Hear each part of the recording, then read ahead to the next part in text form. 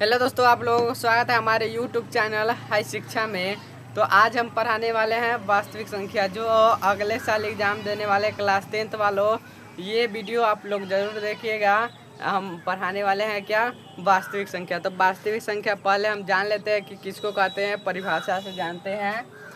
तो यहाँ पर कहता है वास्तविक संख्या को हम क्या कहते हैं, इंग्लिश में रियल नंबर कहते हैं। ठीक है, वास्तविक संख्या सभी परिमेय तथा अपरिमेय संख्याओं के समूह को हम क्या कहते हैं, वास्तविक संख्या कहते हैं। कह रहा है सभी परिमेय तथा अपरिमेय संख्याओं के समूह को हम वास्तविक संख्या कहते हैं। तो आप लोग कहिएगा कि हमको तो अभी परिमेय संख्या नहीं मालूम है, अपरिमेय संख्या नहीं मालूम है, तो वास्तविक संख्या कैसे मालूम होगा। तो चलिए पहले हम इसके अंतर्गत जो संख्या आती है उन सभी संख्या का आप लोगों को परिभाषा देकर बताते हैं। तो निम्नलिखित संख्याएं हैं इसमें। तो पहली संख्या है प्राकृतिक संख्या। क्या है, जिसको हम इंग्लिश में कहते हैं नेचुरल नंबर। गिनती की संख्या को हम प्राकृतिक संख्या कहते हैं। जब हम छोटे बच्चे थे तो हम क्या पढ़ते थे, गिनती 1 2 3, ठीक है, 4 5 6, ठीक है। इन सभी को हम क्या कहते हैं, प्राकृतिक संख्या।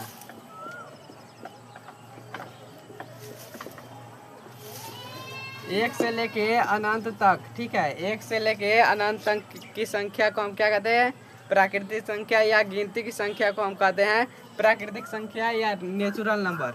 अब दूसरी संख्या है पूर्ण संख्या, जिसको होल नंबर कहते हैं। गिनती की संख्या के शुरू में 0 को लगाने पर वह पूर्ण संख्या कहलाता है।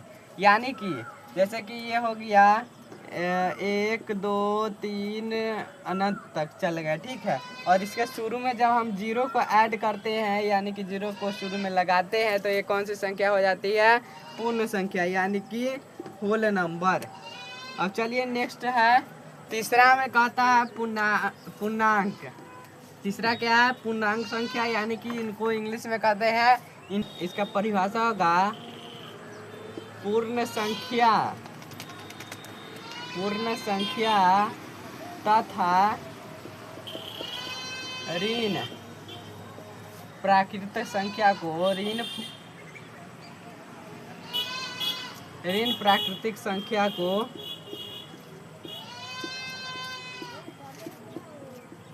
हम पूर्णांक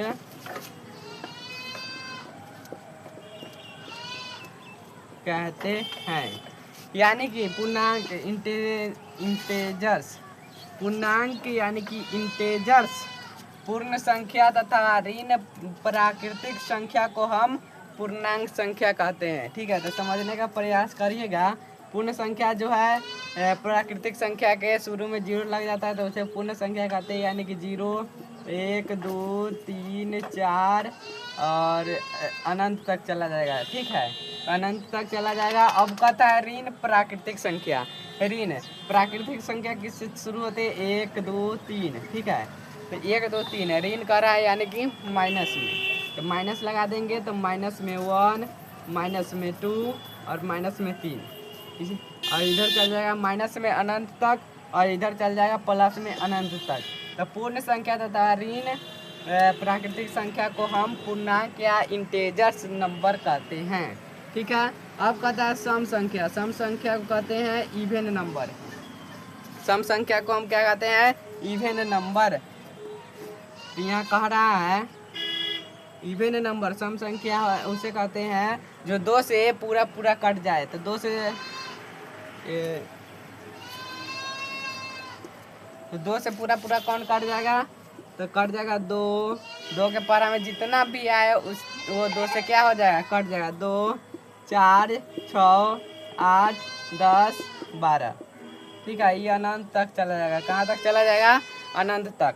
अब मान लीजिए ये तो छोटा संख्या है तो पहचान रहे हैं, मान लीजिए बड़ा संख्या आ गया तो कैसे पहचानेंगे, तो उसके लिए ट्रिक है, ठीक है। ट्रिक क्या है, अगर जिसके भी मान लीजिए जिसके भी कितना भी बड़ा अंक रहे, जिसके भी अंत में 2 लगा, 0 लगा हो, 2 लगा हो, 4 6 और 8 लगा हो, ठीक है, जिसके भी अंत में 0 2 4 6 8 लगा हो तो वो हम समझेंगे क्या है, सम संख्या।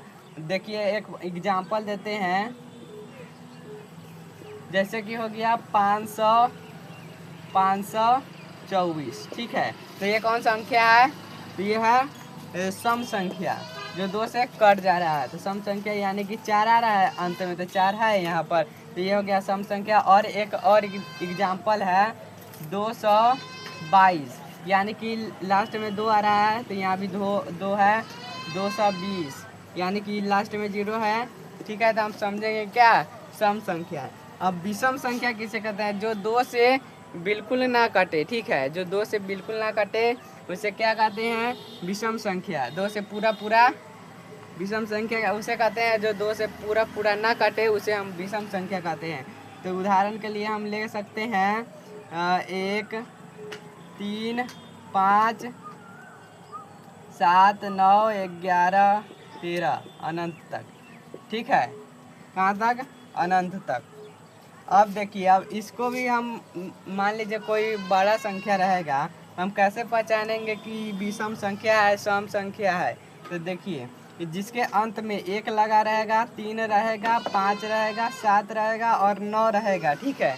जिसके भी अंत में 1 3 5 7 9 रहेगा उसको हम क्या समझेंगे, विषम संख्या। जैसे कि एग्जाम्पल में दे देगा 521 कौन सी संख्या है, तो हम क्या कहेंगे, विषम संख्या। क्यों, क्योंकि लास्ट में लगा है 1, तो ये हो गया हमारा विषम संख्या। और एक और संख्या दे रहे हैं, जैसे कि हो गया 525। क्यों 525 क्या है, तो विषम संख्या। कैसे पहचाने, क्योंकि अंत में लगा हुआ है 5, तो ये हो गया हमारा विषम संख्या, क्योंकि अंत में क्या लगा है, 5। तो ध्यान रखिएगा, जिसके भी अंत में लगा रहेगा 0 2 4 6 8, ठीक है, तो उसको हम क्या समझेंगे, सम संख्या। और जिसके भी अंत में लगा रहेगा 1 3 5 7 9, तो उसको हम क्या समझेंगे, विषम संख्या, ठीक है। अगर पूछे तब कि सम संख्या विषम संख्या इन दोनों में से कौन है, तब पूछेगा तब, जैसे कि ऐसे पूछेगा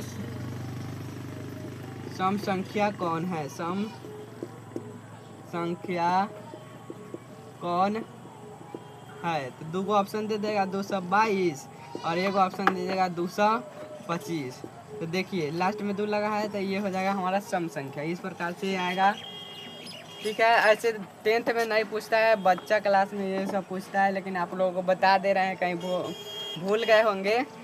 6 नंबर कहता है भाज्य संख्या। भाज्य संख्या देखो हम कहते हैं इंग्लिश में कंपोजिट नंबर, वे प्राकृतिक संख्या जो एक और स्वयं के अलावा किसी दूसरी संख्या से भी विभाजित हो, उसे हम क्या कहते हैं, उसे हम कहते हैं भाज्य संख्या, यानी कि कंपोजिट नंबर। जिनके 2 से भी अधिक गुणनखंड हो उसे हम भाज्य संख्या कहते हैं।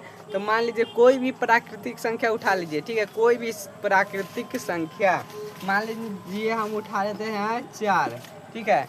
तो इनके 2 से अधिक गुणनखंड आना चाहिए, या एक और स्वयं और दूसरे संख्या से भी कटना चाहिए, ठीक है। तो ये कट रहा है किससे, 4 जो है 1 से भी कट रहा है, 4 जो है 2 से भी कट रहा है, और 4 जो है अपने खुद से कट रहा है, यानी कि 4 से कट रहा है, यानी कि 2 से अधिक गुणनखंड 2 से अधिक गुणनखंड से क्या हो रहा है, कट रहा है। यानी कि इनके 2 से भी अधिक गुणनखंड है, इसे हम कहते हैं भाज्य संख्या। यानी कि ये 1 से भी कट रहा है, स्वयं से भी कट रहा है, और किसी दूसरी संख्या से भी कट रहा है, इसीलिए हम इनको कहते हैं भाज्य संख्या, ठीक है। और मान लीजिए एक और एग्जांपल है, जैसे कि 6, ठीक है।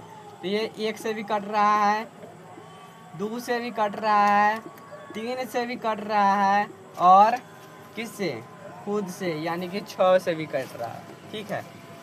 यानी कि इसका है जो 2 से अधिक गुणनखंड है, तो ये क्या कहलाएगा, भाज्य संख्या। जो 1 से कट रहा है, 2 से कट रहा है, 3 से कट रहा है, 6 से, यानी कि एक स्वयं और अन्य संख्या से कट रहा है, उसे हम कहते हैं भाज्य संख्या। समझ में आ गया होगा। तो चलिए अब अभाज्य संख्या की ओर चलते हैं। अभाज्य संख्या को हम कहते हैं प्राइम नंबर। अभाज्य संख्या को हम क्या कहते हैं? Prime number. देखिए अब इसमें क्या होगा, जैसे यहाँ पर लिखा ना, वे प्राकृतिक संख्या जो एक और स्वयं के अलावा किसी दूसरी संख्या से भी विभाजित हो, जिनके 2 से अधिक गुणनखंड हो। इसमें हो जाएगा वे प्राकृतिक संख्या जो एक और स्वयं से कटे, ठीक है, स्वयं से विभाजित हो,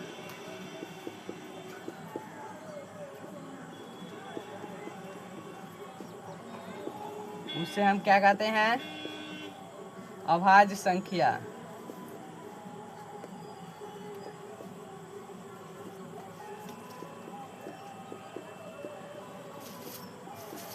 उसे हम क्या कहते हैं? अभाज्य संख्या। तो देख लीजिए यहाँ पर, अब कोई पूछेगा कि भाज्य संख्या में सबसे छोटी संख्या क्या है, तो भाज्य संख्या की सबसे छोटी संख्या होगा 4, ठीक है। और अभाज्य संख्या में सबसे छोटी संख्या क्या होगी?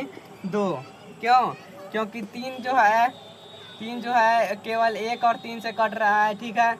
2 जो है जो 1 और स्वयं से कट रहा है, 1 तो अकेले अपने से खाली कट रहा है, तो ये नहीं आएगा और इसमें आ जाएगा 2। और 4 जो है 3 से कट रहा है, इसीलिए इसमें आ जाएगा सबसे छोटी 4।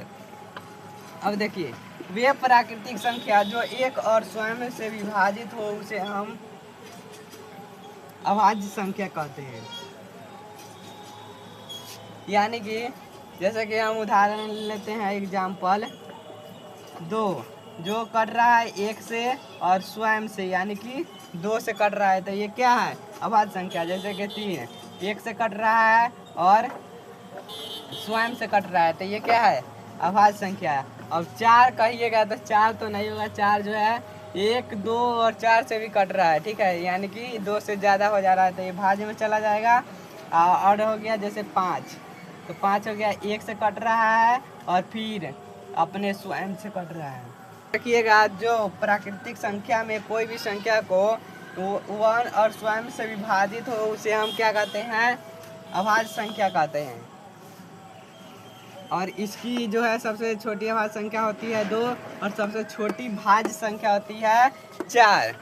तो चलिए अब नेक्स्ट अब आता है हमारा परिमेय संख्या, जिसको हम इंग्लिश में कहते हैं रेशनल नंबर। तो आप कहिएगा सर जी आप लास्ट में कैसे ले गए हैं इसको? देखिए, वास्तविक संख्या उसे कहते हैं जो परिमेय तथा अपरिमेय संख्या के समूह को हम वास्तविक संख्या कहते हैं, जिनका परिभाषा होगा। परिमेय संख्या का परिभाषा आप लोग जान लीजिए, वैसी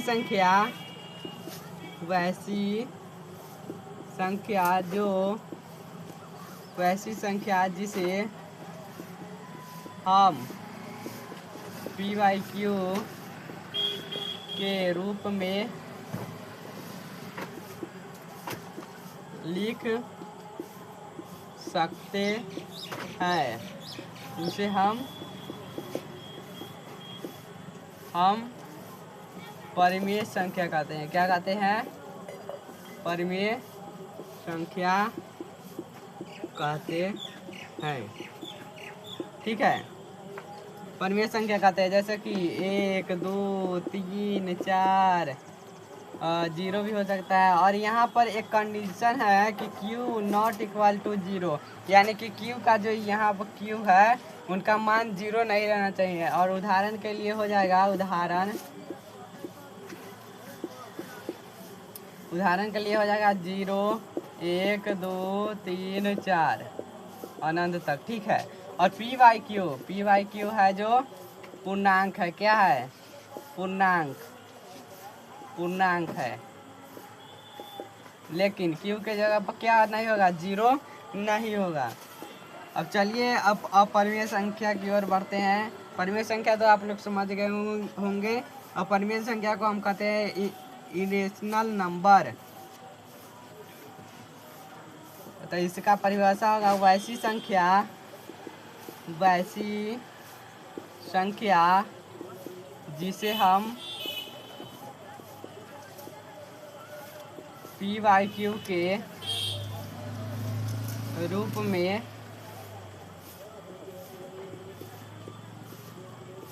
नहीं लिख सकते हैं, उसे हम क्या कहते हैं? जिसे हम PYQ के रूप में नहीं लिख सकते उसे कहते हैं हम अपरिमेय संख्या यानी कि रेशनल नंबर। जैसे कि होगा √2, √3, √5, √7, √11, ठीक है, जो रूट में रहे। तो आप कहिएगा इसको तो हम PYQ के रूप में लिख सकते हैं, इसको बट्टे में देकर। तो इसमें एक कंडीशन है, क्या कह रहा है? पूर्णांक होना चाहिए। जो PYQ है क्या होना चाहिए? पूर्णांक होना चाहिए। तो ये पूर्णांक में नहीं है, क्यों? क्योंकि पूर्णांक में आता है 0, इधर आता है माइनस में, इधर आता है प्लस में, इसमें रूट नहीं आ रहा है, इसीलिए ये हो जाएगा अपरिमेय संख्या। PYQ के रूप में इसे नहीं लिख सकते हैं, ठीक है। तो ये वीडियो आप लोगों को कैसा लगा कमेंट में ज़रूर